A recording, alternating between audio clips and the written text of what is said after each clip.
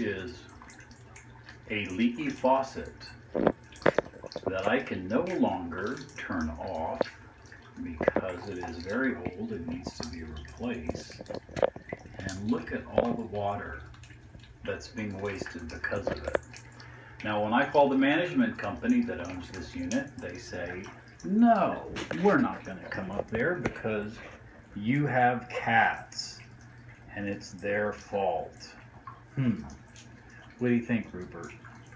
Do we have big parties over here, and do we invite all the kitties over to have big bubble bath parties? No, this is neglect and should be a crime to waste water like this, because there are people on earth dying because they have no access to it. Shameful.